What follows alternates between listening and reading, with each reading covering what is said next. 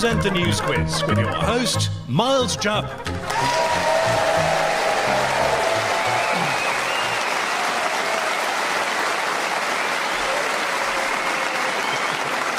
Hello and welcome to the News Quiz. We start with a cutting from the BBC News website, read by Neil Sleet. A massive sinkhole has appeared on a street in St Albans, forcing the evacuation of several families from their homes in the night. Heavily pregnant Gemma Bagshaw, who's expecting to give birth any day now, said she was woken by the sound of the hole opening up.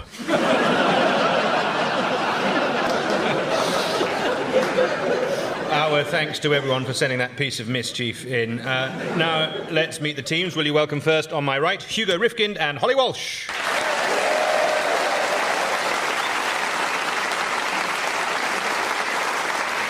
And opposite them, on my left, Terry Christian and Susan Calman.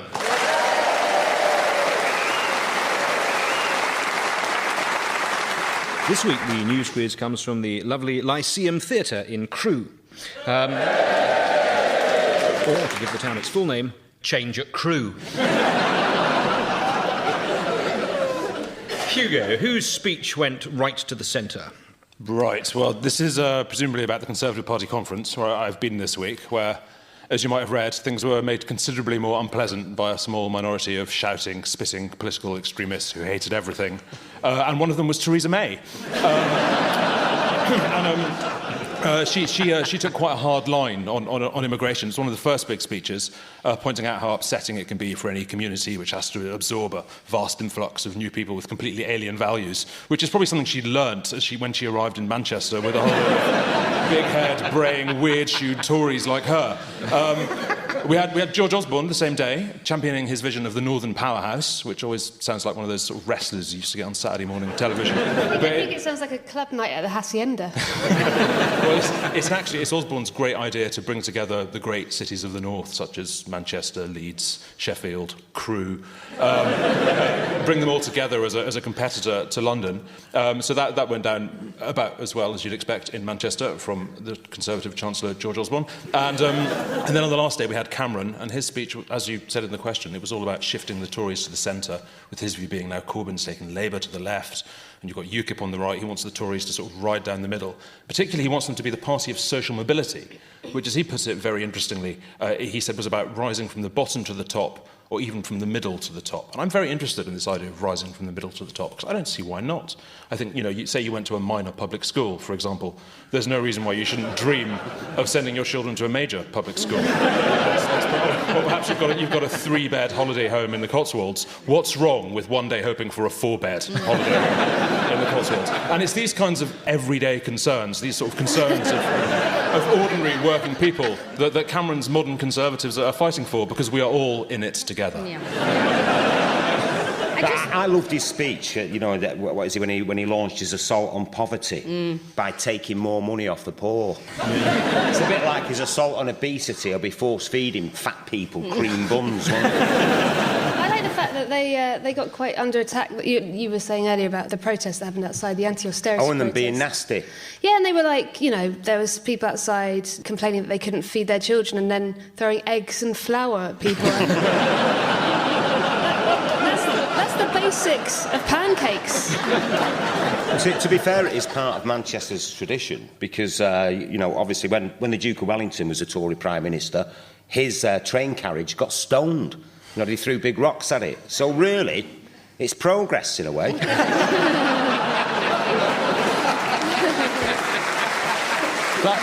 That made me think of our Prime Minister getting stoned, but that's different, right? Anyone see Osborne's speech? Oh, I loved Osborne's speech. I loved that he was talking about everything that everyone loves talking about, like business rates. Pretty sexy subject.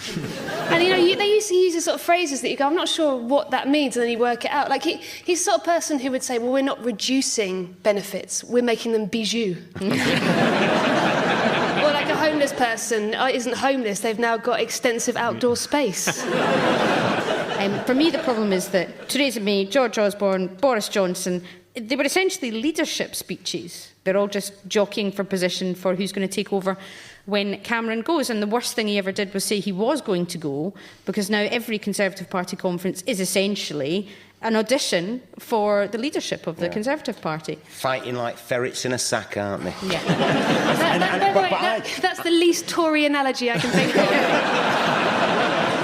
But it did sort of show, all the speeches, the way it was, this whole kind of thing of the Tories, that they're going to be the party of working people and they're going to be the party of immigrants and of social mobility and of race equality. And it's just like, they can say anything. I mean, because there's basically no Labour Party. You know, I mean, it's like, I know Corbyn's meant to be famed for his integrity and his approachability and all that, but he's not really doing a great job. I mean, you look at how that week went. You look at Cameron's speech and the sort of the open goals in it, that how you're going to bring about social mobility when you've just announced this sort of massive cuts in tax credits, or not announced, just about to bring them in. And I mean, and you've got Labour. Corbyn's only response to his speech was, he was a bit mean to me. You know, I mean, it's like they might as well have the party led by a bit of blue tack rolled in hair. It's just rubbish. Hugo, can I ask a question? Because you're at the conference. You know all the standing ovations? Yeah. Does someone kind of give a signal? Or is that a genuinely natural response to the charisma that is David Cameron? No, they'll stand up for anything. And in fact, if you sit in that hall and you're a journalist and you don't stand up, people are kind of looking daggers at you. But it happens to all of them. It's terrible. They're all sincere. They really are. But one of the reasons, actually, why this party conference season has been more interesting than most is because all the journalists covering it aren't exhausted, because no one had to go to the Liberal Democrat Party conference. Because there's only 3 of them. And normally by the time you get to the end of the Tories being the last one, except for the SNP, you've got all these hacks who've been on the road for 5 weeks, for 6 weeks. You know, they're turning up in their dressing gowns with sort of thermoses and sort of smoking in the front, whereas this time they were all still relatively fresh. They're talking about not breaking next year for the Lib Dem conference, aren't they? Have you heard this? What do you mean, not breaking? Not breaking Parliament for it, that they'll just keep going. Well, they'll just do it in the canteen, sort of thing. I just think that's Have a slightly longer lunch one day. Inevitably and scintillatingly, this is about the latest escapades of Prime Minister and walking porcine punchline David Cameron, who addressed the Conservative Party conference this week. At the start of the conference, large numbers of protesters gathered outside the conference hall. I have to say, when you see these guys hurling missiles and screaming abuse, it makes you realise how much they could achieve if they used that energy to embrace the world of opportunities available to them in the workplace. And our thanks to Ian Duncan Smith for sending that one in. Home Secretary Theresa May, filling the much-coveted Rivers of Blood slot, made an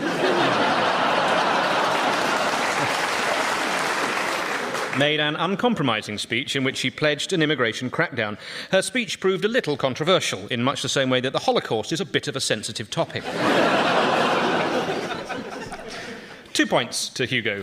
Susan, who's Afghan and done it again? This is the bombing of the Médecins Sans Frontières hospital in Afghanistan. Now, the facts of the case are that a hospital was bombed by the Americans with loss of life, lots of injuries, and the organisation itself are calling for an inquiry into what happened. And the interesting thing was the United States' reaction to this, which was, to me, a clear indication that President Obama and his advisers are great fans of Just a Minute. Because they managed to explain what happened to the hospital without deviation, repetition, or hesitation. Because they described that one incident, which could be described as a war crime. Let's say the topic is war crimes, as Nicholas Parsons cheerily narrates across. They described it as collateral damage, a tragic accident, the responsibility of the Afghan government, and finally a mistake. Of course, there was some repetition, because let's face it, they have done this before. And Obama has now said, yes, it was a mistake. Now, I once used chili oil that I bought at a farmer's market in the shower. That was a mistake. Bombing a hospital and killing 22 people is not really a mistake. Now, the Russians have had a very different attitude to aerial bombardment this week. They're bombing everything. I mean, they're just sort of starting wars all over the place, aren't they? Their endeavours in Syria are one of the most sort of cynical, fake, mendacious conflicts since the last war we started, really. I mean, basically what they're doing is they are bombing Syria quite thoroughly, quite brutally, claiming they're bombing ISIS and in fact bombing everybody who isn't Assad. which sort of leads to the very exciting prospect that they might be bombing the people who we're working with, and we might be bombing the people they're working with. And that's totally how World War III starts in all the crap novels I read as a teenager. Did you see the story about the newsreader? The weather he was doing the forecast. weather forecast and then said the weather is over Syria is perfect for bombing. Of course, the solution for Obama, or anyone, as we all know, and Obama should take a leaf out of Tony Blair's book, because all you need to do is just appoint someone, maybe a civil servant, to do an inquiry over something that's happened. And then about 6 or 7 years later, everyone will still be going, where was that inquiry? I've forgotten about it. Let's all just move on. Well, bleakly, this is the US bombing of a hospital in the Afghan city of Kunduz, a hospital controlled by Médecins Sans Frontières, which translates as Doctors Without Borders, although in this case it's more a case of doctors without seemingly any protection under international law. The big question is whether it's a war crime, because there are strict definitions of what constitutes a war crime. It has to be a grave breach of the Geneva Conventions, it has to run contrary to the statutes of the International Criminal Court, and this is crucial, it has to not be committed by the United States of America. Terry, have a listen to this.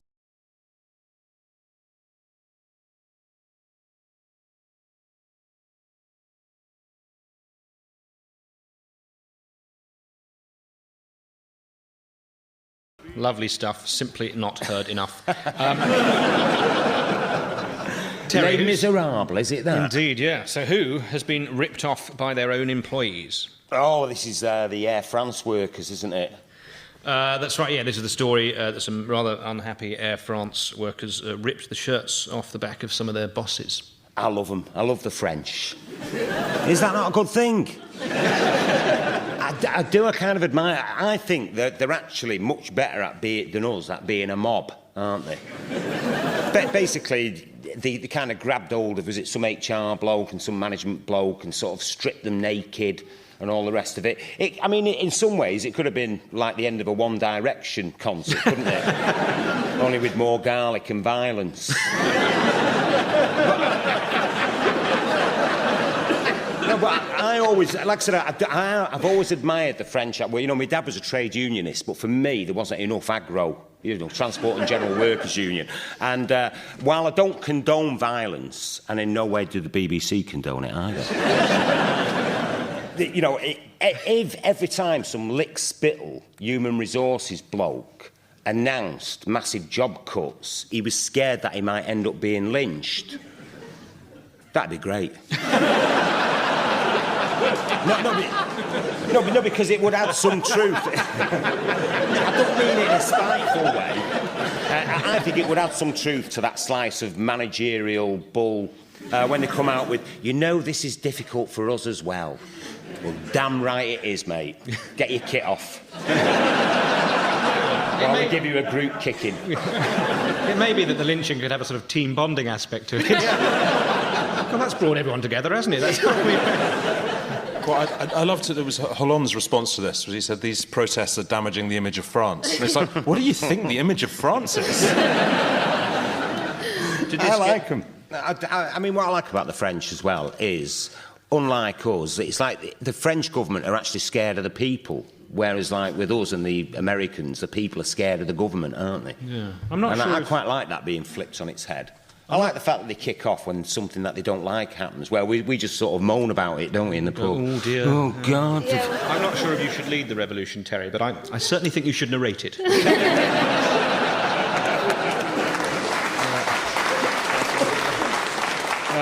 Arrestingly, oui, vraiment, this is the story of two Air France executives who literally had the shirts pulled from their backs as they ran from a mob of striking workers after discussions designed to prevent 2,900 job losses, I think it's fair to say, broke down.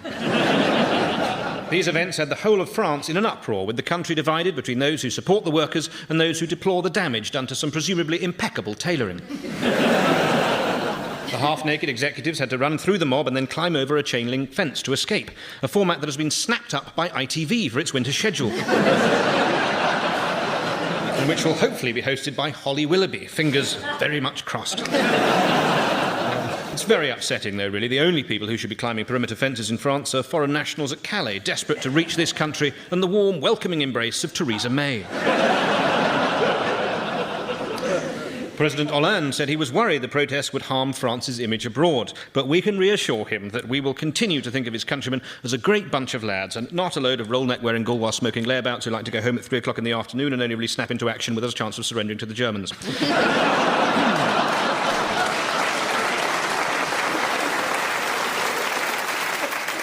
Holly, who might be walking away from the wounded?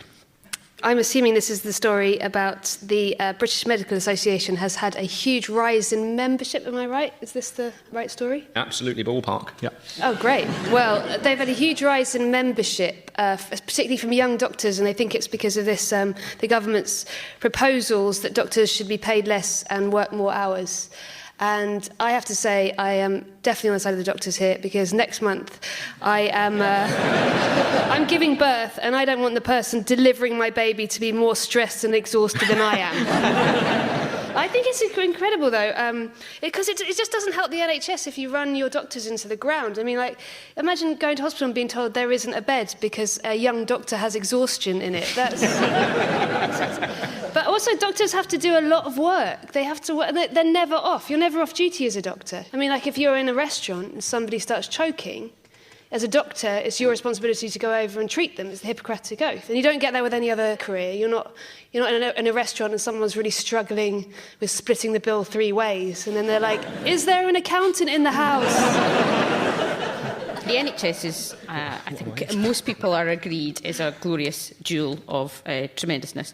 And I think sometimes, though, it's only when you actually have to use the NHS you're reminded of how wonderful it is. So last month, I got a large shard of metal embedded in my eye. Not because I have a lathe or anything. I don't do metal work. It just blew into my eye. From where? It just blew into my eye from the street. Is it quite gusty where you live? Well, the streets of Glasgow just got loads of razor blades all over. How large? Like a spear? actually, preconception, it was Edinburgh, to be fair. Before everyone starts going on about Glasgow being this messy place, it was Edinburgh. So a more expensive metal? Yes, it was. And I didn't... A more contentious one. It was... I waited a week to go to the eye hospital because I was busy, and I don't like to bother... Eye hospital, is that what you call... The eye hospital. A normal hospital in... Eye hospital? No. Is this quite bad, Doctor? Am I going to need to see someone a bit more serious? Eye hospital? Can I just say, the idea of you in a little patch is the most adorable thing I've ever thought of. Well, I had to wander around with an eye patch on. Like a pirate? Well, I drew a pirate thing on it. So... I went to the Glasgow Eye Hospital with the... I didn't realise it was a shard of metal at the time. I just thought I had something in my eye and I was too busy and I didn't want to bother anybody. And I was in the waiting room and I started getting incredibly upset because there were a lot of people there with quite bad eye. And I started going, I'm an idiot. I've left it too long to get the scene to. And I started slightly weeping in the waiting room. And the doctor came out and saw me and she just leaned towards me and went, "Word on the street is you've got something in your eye." Let's get that sorted. And I went, "Oh my God, you're Batman. You are the best person." And then she just took she went, "Yeah, you've got a bit of metal in your eye." And she just went, "Stay calm," and took a large needle, pointed out my eye. In and out, half an hour, absolutely fantastic. Took out and went, "Yeah, it's a big bit of metal, you got that." And I said it was in Edinburgh, and she went, "Yeah." So, and it was amazing and remarkable and beautiful. And I think sometimes we talk about the NHS as this thing, and then when you use it, you go, "God, this is the most remarkable thing that we have in this country." If you had to save one of the NHS or the BBC, Susan, which would be? Well... I hope this is a hypothetical question. we could be voting on this in 6 months. Eye hospital or eye player? Yeah, so I think after the Great British Bake Off, which the majority of the country watched, I would save both of them. Hippocratically, these are the latest proposals from Health Secretary and technocratic nodding dog made flesh, Jeremy Hunt. According to an online poll of more than 6,000 trainee doctors, 3/4 of respondents say they will leave their jobs if changes to their contracts go ahead. Although, quite honestly, if these people can come off a 72-hour shift and still have the energy to fill in a survey, then the NHS may not be working them hard enough. In a separate poll carried out by The Times, 95% of junior doctors were in favour of strike action, during which time, presumably, we'll just have to look up the symptoms online and do our best with a hot needle. Alternatively, you could turn up to hospital with a bleeding chest wound and find no one there to treat you, only a rather confused cleaner named Alison. The government reassure us, however, that under those circumstances, Alison will be absolutely prepared to have a good go. Some have come out to defend the plans. It seems perfectly sensible to make Saturdays not part of the weekend, given what a famously quiet time they are in accident and emergency departments, said a paralytically drunk man with a traffic cone up his bottom. Before picking up his stethoscope and carrying on with his shift.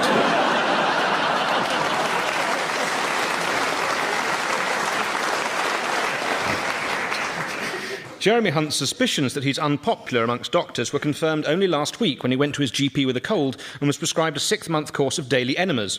To be performed by an incredibly angry nurse with extremely cold hands and no depth perception.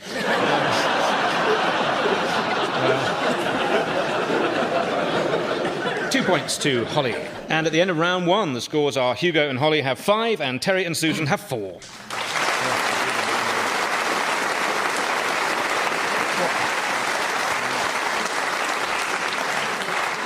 We start round 2 with a cutting from the Whitewell Holiday Park website.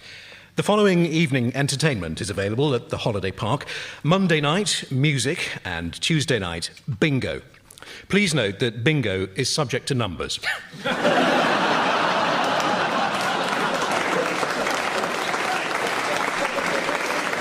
Thanks to Marion Kampf in Lantwick Major for sending us that. Hugo, why is life too short to report?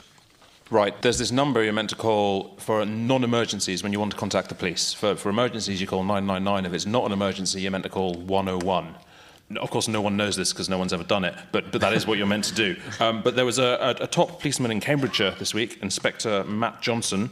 He said in a public meeting, this is what you're meant to do, but life's too short, which has caused some alarm among the public. And the problem is, quite a lot of people do use this number, but up to 1 million calls each year are not answered, and some callers wait for more than an hour to get through. Most don't. Most are answered within about 20 seconds, and there's a bit on the police website where they're very proud saying most calls are answered within 20 seconds. But they don't say what happens after they answer them. You know, whether nothing happens or whether whoever's on the other line just repeats your query back in a squeaky voice. I called 101. I called it the other day because my cat got locked in a disused police station. It's the most Scooby-Doo crime of all time. Sorry, how did you know the cat was in the disused police station? Did it call you? Wait, did a dog come and tell you? Yeah.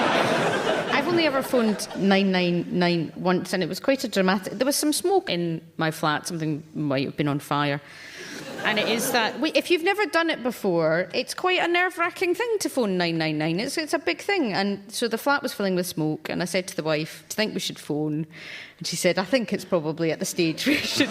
Genuinely standing going, well, I think we probably should just now. I think we should. So she phoned the fire brigade, 999, 2 fire engines, all that kind of stuff. The flat was... Sorry, what noise do fire engines... That's what they do in Glasgow. Did you phone dolphins?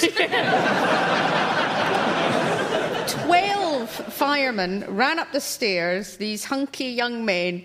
It was the neighbour just burning, so it was fine. We've solved the problem for you. And they stood there all impressed, and then they saw 3 cats and us in sensible shoes and thought, oh no, what a waste.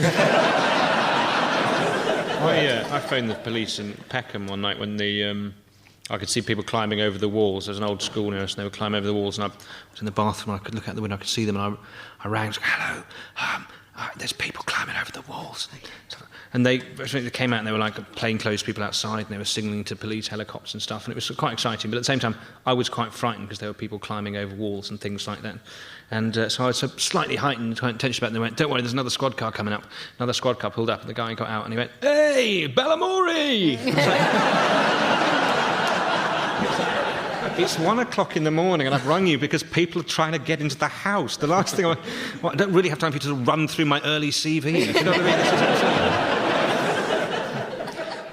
Evidentially, this is Inspector Matt Johnson from Cambridgeshire Police, who told a public meeting that they shouldn't bother trying to ring the police's non-emergency 101 number as life is too short, adding an existential niche and angle to what had previously been quite a dull discussion about whether it was foxes or badgers knocking over the bins.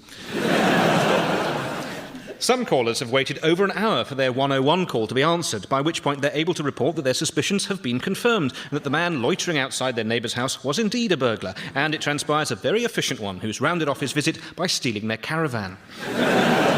2 points to Hugo. Holly, where are shoppers no longer getting carried away? This is the big news that in England, because of course it's already happened in Scotland and Wales, that we will be being charged 5p for plastic bags from now on, with certain caveats, unless you're buying chicken, sharp blades and instruments. It's a real trigger word for a Glaswegian, isn't it?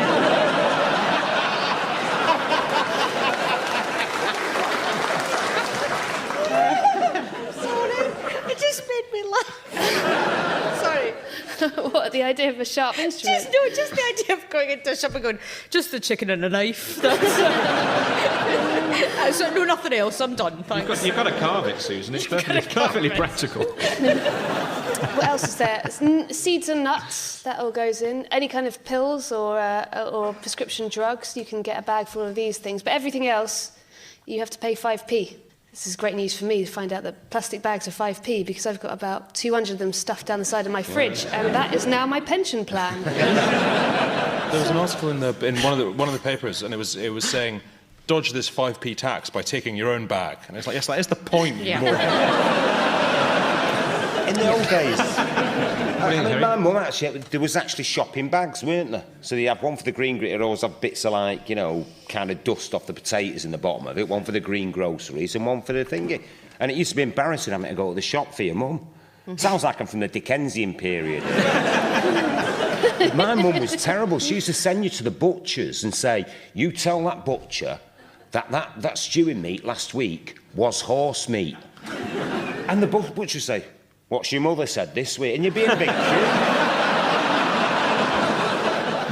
In a way, it's quite sort of depressing, this story, because it is about saving the environment. You know, it's like there is a reason why they're doing it. It's not just a fun thing to raise more taxes. It's almost as if sort of, you know, the world has said to the population at large, look, you have to stop using these or the planet are going to die. Turtles are going to have them wrapped around their faces, and your children are going to be poisoned by the toxic sea, and we'll have to burn them, and the planet will run out of air. And everyone's like, yeah, whatever. It's like, look, we'll give you 5p, and it's like, ooh, I'm in. One thing I would say that I'm glad about, and it happened in Scotland, was that I was able to use... I have a tartan shopping trolley. And I'm not ashamed of it. I am often surprised I'm not on BBC Three more often. But I have a tartan shopping trolley. Can you fit inside it? I can, yes. Do you know, that was the first thing my wife and I tried. When you met or when you bought it?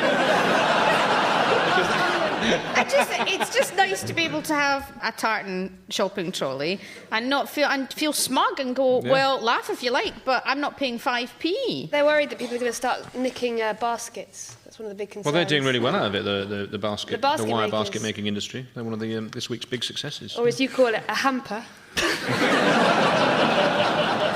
Maybe during my early career I did. The flip side of this, though, is all the bags for life you have to get. You know, the canvas ones. I mean, I spent a couple of months up in Scotland the other year, and I kept forgetting my plastic bags and my bag for life. And so I ended up, you know, at the end of 2 months, I had like 8 bags for life, and I've now got to live a really long time.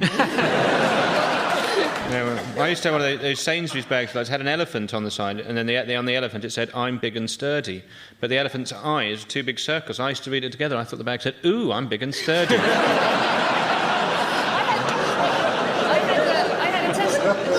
I had a Tesco's one, and I had it for a long time, and it said every little helps on the side, but the E got scratched off, and it just said very little helps.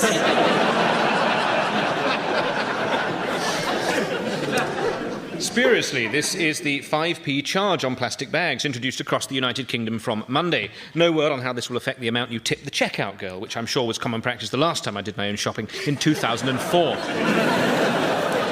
It has been estimated that the 60 billion plastic bags used in the past decade have done almost as much damage to the environment as my auntie's Volkswagen Passat TDI.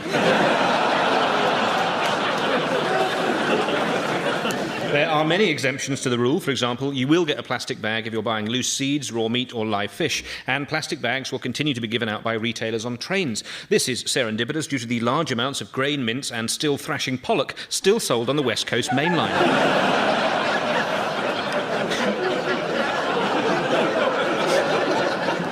Prescription medicines will be presented in a free plastic bag to preserve patient confidentiality, which may or may not have already been compromised by the pharmacist repeatedly shouting, "Maureen, where's the bum cream?"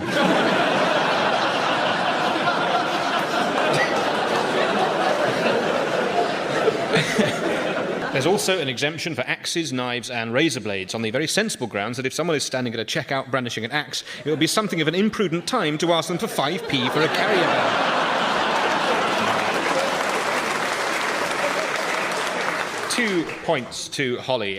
Terry, where isn't there a scrum for tickets? Oh, yes. Well, this is rugby, innit? Is that what we're talking about here? Yeah. What a good guess. Right. And that's because it's the Rugby World Cup, yeah? Correct. Just guide me a bit here, because I'm not an aficionado, on the game of rugby. Sort of egg chasing, the rest of it. You're going to see it as a kind of inverted snobbery, aren't you? And it is. Right. Because what I'm saying is that if William Webb Ellis, who invented rugby, had gone to a state school and he picked the ball up and started running with it, handball, free kick. At a public school, because they're so flooded, aren't they, with self-regard and it's like, I say, Webb Ellis has invented a new game. Well done, old chap. But it does seem to me that the whole England fiasco, because England are out of the World Cup, and a lot of the blame is being laid at the doors of Sam Burgess and Owen Farrell, and they're both a bit too northern, aren't they, in rugby league? I bet they've got hardly any Latin and no Greek whatsoever, so no wonder the line-outs are going all right. Yeah. I'd just like to say I'm quite enjoying the Rugby World Cup. For once, Scotland might have a chance of not being awful. You have no idea how glorious that is for us as a country. There is this immense confusion when the first round finishes, and it's like, what? There's more. Yeah, we're not used to. I love rugby. It is my favourite of all of the sports, apart from darts and snooker. And what about golf? Yeah, I quite like that as well. Oh, God, I'm dying here. Listen, I think we'd already established, Terry, we were never going to get married, so I think it's okay that we disagree on a couple of things. I love rugby. I think the World Cup's been smashing. Hopefully people in England will still keep watching. I love a rolling maul. That is my favourite moment in the game.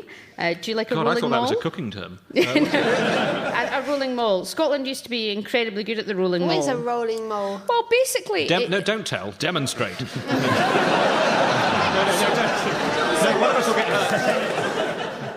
I go like, okay, so I've got that. Do you need me for this? Do you need me for this? Yeah, come on. Right. Hugo, come on. Right. If you're listening on the radio, press your red button. I think it...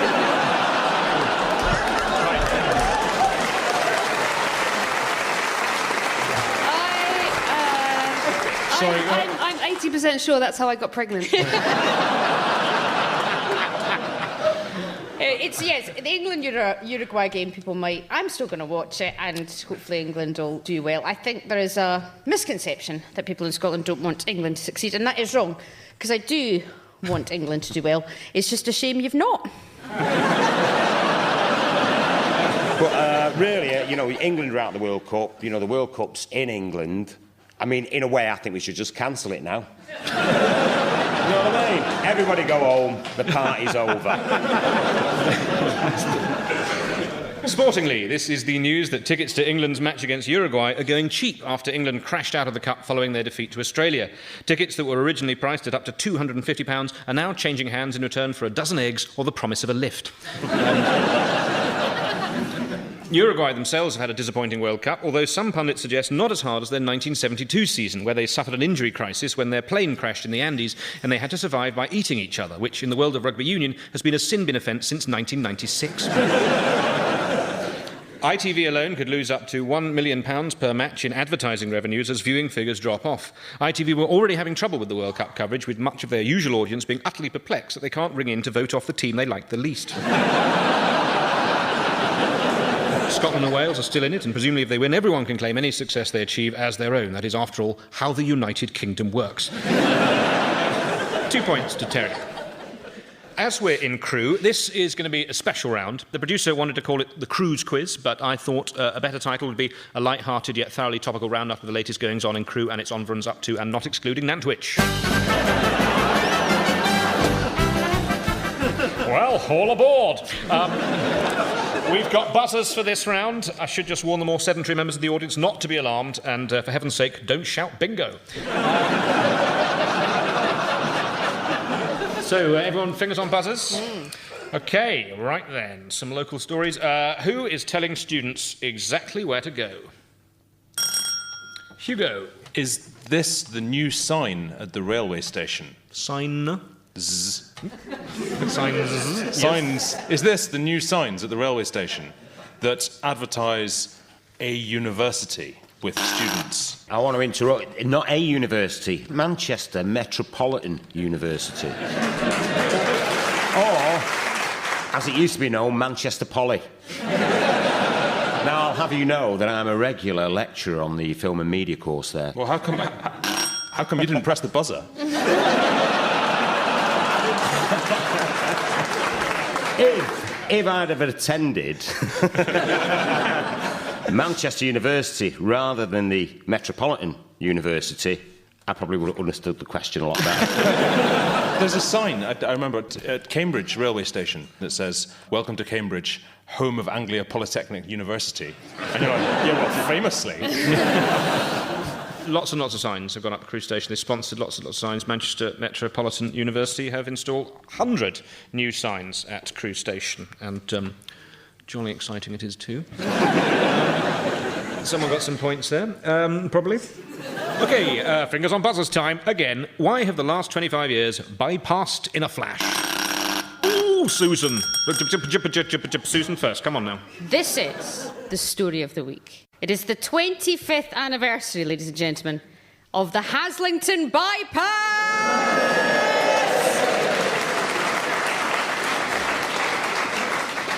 Feel the emotion in the room. Personally, I love a road. I like maps, I like looking at roads. I have a favourite road. I don't know if anyone else has a favourite road. My favourite road, apart from the Haslington Bypass, is the M8 in Glasgow. And I love it because sometimes the locals do funny things. For example, I was driving along the M8 on the day that Harry Potter was released, one of the last Harry Potters.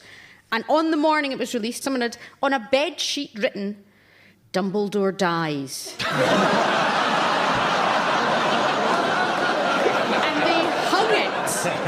From a bridge on the M8 so that everyone driving past would see it. That's when roads are fun. I was trying to work out what you give a bypass for its 25th birthday. I mean, you can't give it flowers, it'll just like an accident black spot. OK. Well, parochially, this is the news, and I use the word in the most affectionate sense, that Manchester Metropolitan University have sponsored 100 new signs at Crew Station, and jolly useful signs they are too. It's amazing how many times you step off a train and think, now where around here can I lay my hands on a seat of higher learning?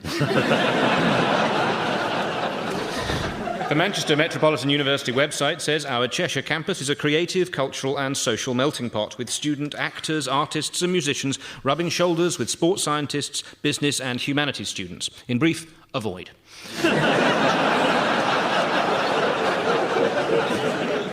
Although there are some excellent lectures there, I believe. This week is also the 25th anniversary of the Haslington Bypass. You probably saw the parades and the Spitfire fly past, and of course, I'm sure you've all purchased the commemorative coin. Of course, we all remember 1990, the reunification of Germany, the release of Nelson Mandela, the opening of the Haslington Bypass. Hindsight only makes it less clear which of these was the most important.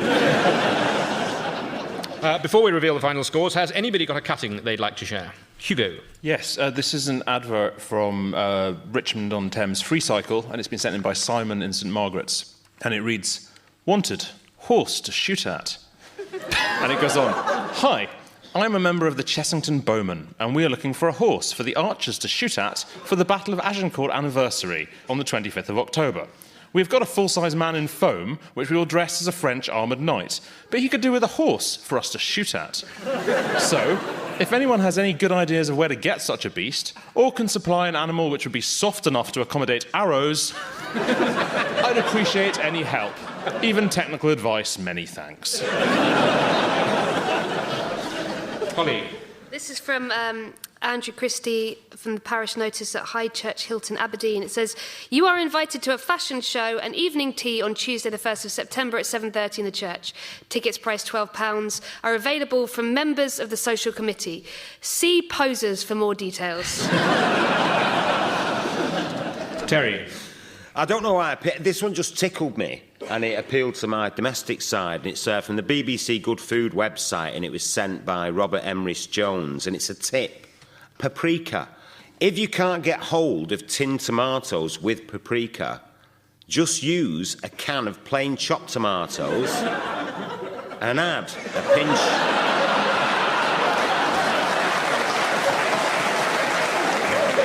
I'm going to do that. Susan. This was found in the Simply Worthing magazine. It was sent in by lots of people. Classical singer Russell Watson has soared to great highs in his career, but has also experienced terrible lows. He's performing in Worthing.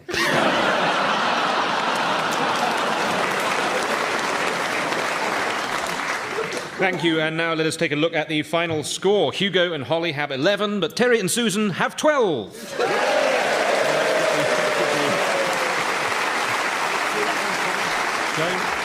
Don't shrug and say whatever, Hugo. A great deal of care has gone into those points. They're an absolutely integral part of the show. Before we leave you, here is a cutting from the Camden New Journal sent in by Non Shaw. Thinking of having varicose vein surgery? Join us on Tuesday the 6th of October for a varicose vein opening evening. And with that, from crew, goodbye! Taking part in the news quiz were Hugo Rifkind, Holly Walsh, Terry Christian and Susan Calman. In the chair was Miles Jupp, and the news was read by me, Neil Sleet. The chair's script was written by Lucy Clark, James Kettle and Benjamin Partridge, with additional material by Liam Byrne and Harry Swiskantha. The producer was Richard Morris, and it was a BBC radio comedy production.